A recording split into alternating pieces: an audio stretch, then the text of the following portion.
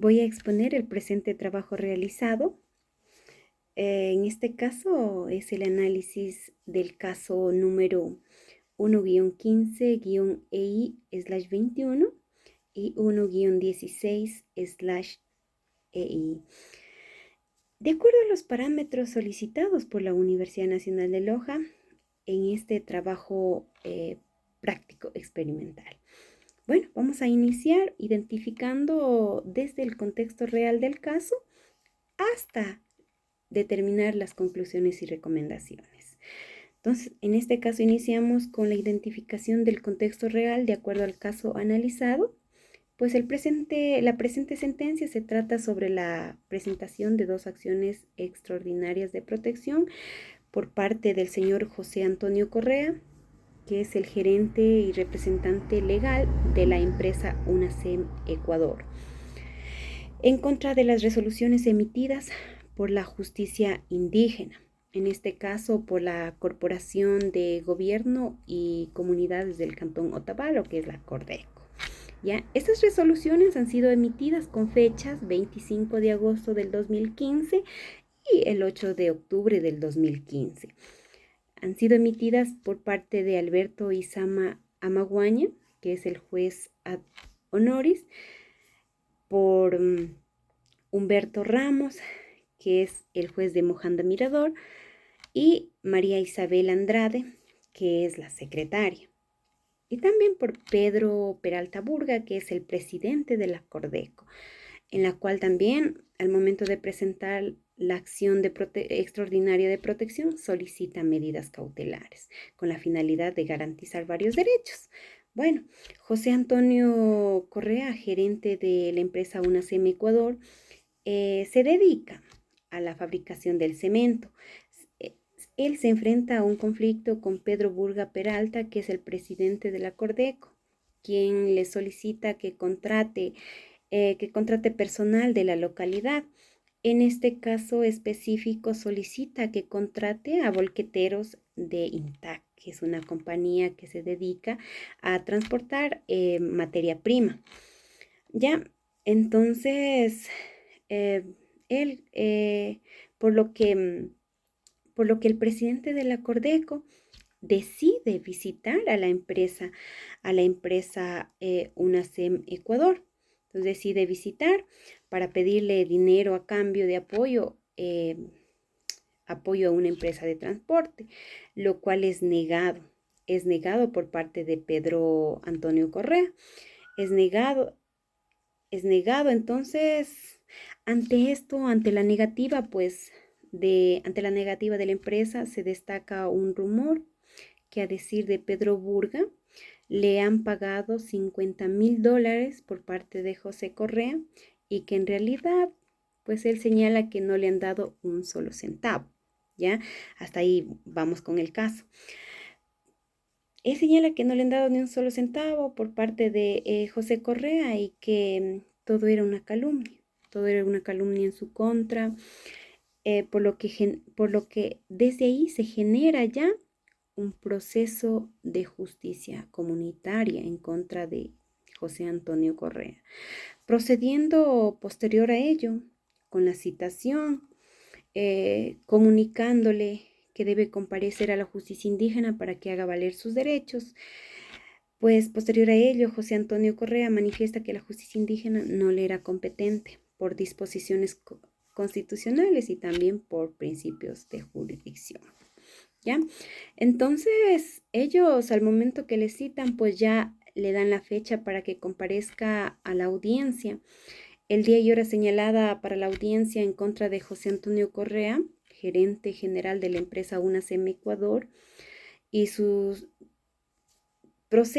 ellos proceden a hacer los análisis y entre sus resoluciones disponen. Bueno, también hay que recalcar que no compareció a la audiencia José Antonio Correa y sin su presencia ellos ya analizan el caso y toman las siguientes resoluciones, que bueno, ellos disponen que por la calumnia realizada en contra del presidente de Cordeco se le imponga una pena privativa de libertad de 2 años. Esto lo hacen ellos de acuerdo al artículo, analizando el artículo 182 del COIP, y también disponen el pago de $1.800.000, el baño con agua fría, desnudo, aplicando su derecho consuetudinario o su derecho propio que aplican las justicias indígenas. También ellos disponen la ortiga, también el fuete y cargar arena por 2 kilómetros de ida y vuelta, y trabajo comunitario por 2 años. Hasta ahí eso es lo que ellos resuelven, y este es el estudio del caso que realizamos determinando el contexto real. Ahora vamos a la identificación de la pretensión. A ver, ¿cuál es la identificación de la pretensión? Para nosotros poder seguir analizando el caso. Bueno, la pretensión en el presente caso es que a través de las acciones de protección que presenta José Antonio Correa, pues se deje sin efecto las resoluciones dictadas por la justicia indígena, y esto deje sin efecto la Corte Constitucional del Ecuador. Resoluciones que han sido dictadas con fechas 25 de agosto del 2015 y 8 de octubre del 2015, emitidas por la Corporación de Gobierno y Comunidades del Cantón Otavalo, Cordeco, por haber vulnerado sus derechos y también carecer de validez, que se declare que ha sufrido daños, y también pues pide medidas cautelares. Esa es la pretensión de José Antonio Correa, ya en su acción extraordinaria de protección. Ahora vamos con la identificación de los criterios normativos. ¿Cuáles son los criterios normativos? Bueno, en base a lo expuesto, pues en el caso de acción extraordinaria de protección está contemplado en el artículo 94 de la Constitución de la República del Ecuador, y se le puede proponer contra sentencias o autos definitivos. Por lo tanto, se está proponiendo esta acción en contra de la sentencia emitida por la justicia indígena. ¿Ya? En este caso se lo hace también en contra de las, ya se señaló que se hace en contra de la sentencia de la justicia indígena, estableciendo los artículos 171 de la Carta Magna, mismo que se establece el reconocimiento de la justicia indígena dentro del marco del Estado constitucional, pues de derechos establecido, de derechos y justicia, ya estableciendo que los pueblos y nacionalidades pues indígenas tienen el derecho de aplicar sus normas, procedimientos de acuerdo con sus costumbres, sus tradiciones, pues ahí viene el derecho consuetudinario, ¿no? De acuerdo a su derecho propio. Ya esto lo hacen con la aplicación, dice aplicar, y siempre y cuando dice no fundamente también, siempre y cuando no se contravenga los derechos garantizados o no vulneren los derechos garantizados en la Constitución, así como el artículo 10 de la Constitución, el artículo 11, derechos fundamentales contra la igualdad indígena, derechos fundamentales contra la igualdad a la ley y el debido proceso. Hasta ahí vamos con la identificación del criterio normativo del caso estudiado. Pues ahora, identificación de los hechos jurídicamente relevantes. ¿Cuáles fueron los hechos jurídicamente relevantes en este caso? De acuerdo a mi análisis realizado, pues se dicta sentencia primero sin la presencia del demandado. No comparece a la audiencia y el mismo día hacen todo el análisis de la calumnia realizada, dictan sentencia y pues una vez dictado sentencia proceden a notificar, pero dictan la sentencia sin la presencia del demandado.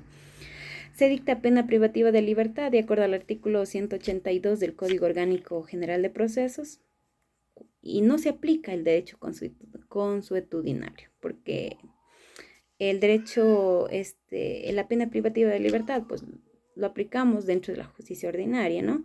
Y dentro de la justicia indígena se debería aplicar lo que es el derecho propio. En este caso sería pues ya deberían juzgar de acuerdo a sus costumbres y tradiciones y no más disponer una privación de libertad.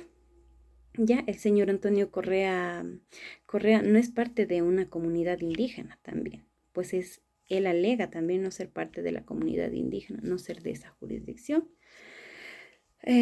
Otro hecho jurídicamente relevante sería que la autoridad de la Corporación de Gobiernos y Comunidades del Cantón Otavalo de Cordeco no fueron designados por una comunidad o una federación o una confederación, por lo que carecen de funciones jurisdiccionales con base a unas tradiciones ancestrales y a su derecho propio.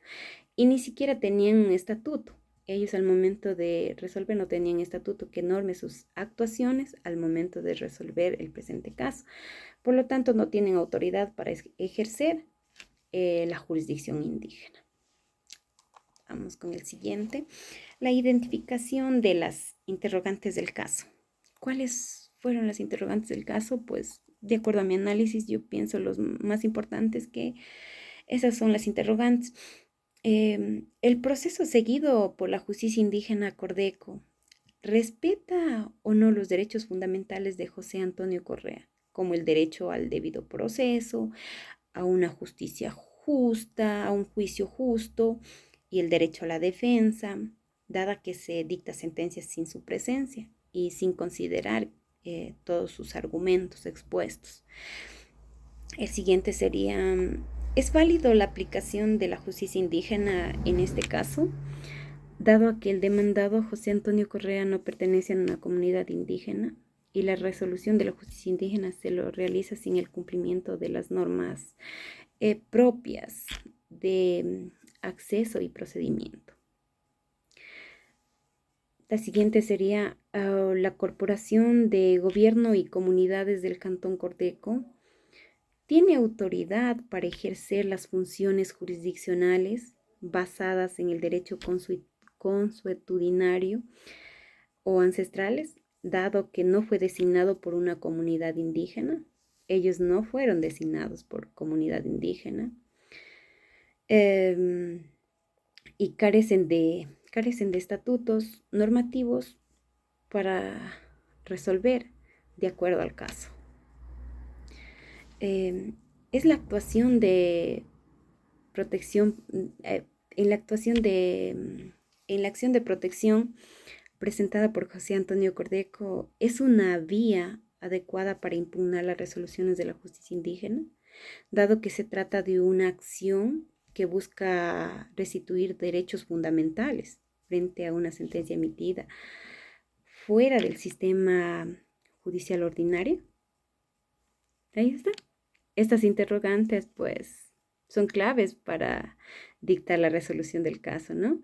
Ya que abordan la validez de la aplicación de la justicia indígena, pues también aplican la legitimidad de las autoridades implicadas y la protección de los derechos fundamentales del demandado dentro del marco constitucional ecuatoriano. Vamos con el siguiente. De acuerdo al estudio del caso, la valoración de la prueba. Valoración de la prueba. De acuerdo a la sentencia estudiada, pues la prueba que yo he valorado pues es la resolución de la justicia indígena emitida por la Corporación de Gobierno y Comunidades del Cantón Otavalo, Cordeco, el 25 de agosto del 2015 y el 8 de octubre del 2015. También el Estatuto de la Organización de Cordeco, estatuto que fue elaborado posterior a dictar la resolución por parte de la Cordeco, el testimonio de José Antonio Correa, quien presenta la acción extraordinaria de protección, y el testimonio de las autoridades indígenas de la Corporación de Gobierno y Comunidades del Cantón Otavalo, en este caso el representante de Cordeco.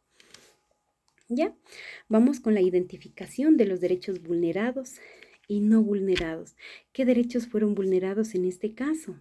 Pues desde mi punto de vista se vulneraron varios derechos, como el derecho a la libertad. También se vulneraron el derecho a la vida, el derecho a ser juzgado por autoridad competente, el derecho al debido proceso, obviamente, También el derecho a la igualdad ante la ley, el derecho a la defensa, derecho a la dignidad, ¿no? Además, la falta de legitimidad de la autoridad de Cordeco para que ejerza funciones jurisdiccionales tanto como dentro de Otavalo y también pues en la vulneración de los derechos en contra de José Antonio Correa. Los derechos no vulnerados, yo pienso que pese a que se podría decir que sí se vulneró, pero también se le concede el derecho al acceso a la justicia para que José Antonio Correa tenga la posibilidad de acceder a la justicia ordinaria mediante la acción extraordinaria de protección, como lo hizo, como presentó, ¿no? Y también el derecho a la justicia indígena, ya que la vulneración de los derechos fundamentales de José Antonio Correa implica que no se puede aplicar la justicia indígena de forma válida en su situación, ya que no fue sujeto de esta jurisdicción, ¿no? Bueno, ahora vamos a la decisión. ¿Cuál fue la decisión? Decisión del caso. Una vez que se presentó estas acciones extraordinarias de protección por parte de José Antonio Correa. ¿Ya? Estas dos acciones extraordinarias de protección pues fueron acumuladas porque era similar eran las mismas pretensiones, entonces se acumularon. Ahora la decisión en mérito de lo expuesto, pues una vez analizado todas las pruebas presentadas, la pretensión, incluida la falta de presencia del demandado en la audiencia, la severidad de las sanciones impuestas, porque las sanciones impuestas, la económica pues, fue muy elevada, ¿no? Que afecta la situación económica. La legitimidad de la autoridad de Cordeco, que prácticamente no era electo por las comunidades, pueblos indígenas, ¿no? Por lo tanto, cualquier acto que realicen, pues no sería válido, no tiene autoridad para ejercer la jurisdicción indígena. Ya entonces, considerando todos estos puntos expuestos, pues el Pleno de la Corte Constitucional resuelve rechazar la demanda de acción extraordinaria de protección presentada por José Antonio Correa contra decisiones de la justicia indígena por falta de objetividad tanto de Cordeco, no tiene autoridad para ejercer jurisdicción indígena y sus resoluciones no tienen validez jurídica alguna. Es la resolución. Ahora vamos a las conclusiones. Las conclusiones que yo he realizado pues son las siguientes, que la Constitución de la República del Ecuador confiere las facultades para que la justicia indígena confiere facultades para la justicia indígena, pero a su vez también los limita, ¿no? Siendo prerrogativas de la Corte Constitucional a través de las acciones extraordinarias de protección, conocer y resolver las sentencias emanadas por la justicia indígena, como lo ha sido en el presente caso. La siguiente conclusión sería que a pesar del reconocimiento constitucional de la justicia indígena, su aplicación en este caso de estudio es inapropiado debido a la falta de cumplimiento con las normas y procedimientos establecidos para su ejercicio. La justicia indígena solo es válida para los miembros de las comunidades indígenas que reconocen y aplican sus derechos propios, consuetudinarios y tradicionales. Ya, pues también sería la siguiente conclusión que José Antonio Correa recurrió de manera adecuada a la acción extraordinaria de protección para impugnar la resolución de la justicia indígena. La acción de protección, ya que es una vía legítima para restituir pues, los derechos fundamentales, ¿no? de una persona cuando estos han sido vulnerados por decisiones de autoridades fuera del sistema judicial ordinario, como es en este caso. Ya ahora las recomendaciones. Vamos a dar las recomendaciones después de haber hecho todo el análisis del caso. Como una de las principales recomendaciones, pues sería muy importante que se continúe promoviendo el fortalecimiento de los marcos normativos que regula la justicia indígena en el Ecuador. Esto sería para garantizar que ésta se ejerza dentro de los límites establecidos por la Constitución, especialmente en el respeto a los derechos humanos, fundamentalmente y el principio también al debido proceso. Se lleve un debido proceso en el caso y así no se vulneren los derechos. Como otro de las recomendaciones sería, se debería establecer con claridad sobre el alcance y la limitación de la justicia indígena, sobre todo en relación con las personas no indígenas, para evitar situaciones de arbitrariedad o vulnerabilidad de derechos. Se debe especificar de manera explícita en la ley cuándo y cómo pueden aplicar la jurisdicción indígena, ¿no? En el contexto que involucre a personas ajenas en las comunidades indígenas. También, pues sería que las autoridades de los pueblos y nacionalidades indígenas, de diferentes pueblos, nacionalidades que ejerzan la justicia indígena, deben seguir procedimientos que sean conforme con los principios constitucionales del debido proceso.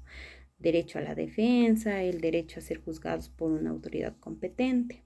Otra de las recomendaciones sería que se recomienda al sistema jurisdiccional indígena que cuente con mecanismos que aseguren la presencia de las partes involucradas, pues a la audiencia respectiva que ellos convocan, al llamado que hace la justicia indígena, el acceso y también pues y la debida notificación sería de los procedimientos, que se les notifique debidamente para evitar situaciones de vulnerabilidad de los derechos y no pase como en este caso.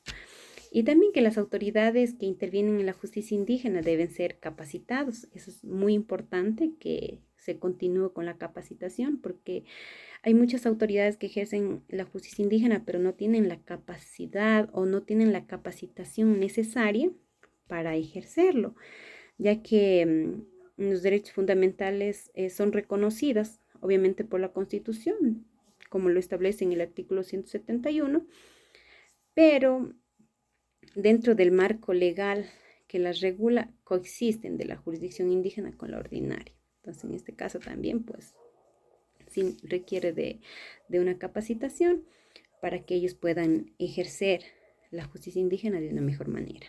Bueno, pues hasta ahí sería la exposición de mi trabajo. Espero que sea entendible y muchas gracias.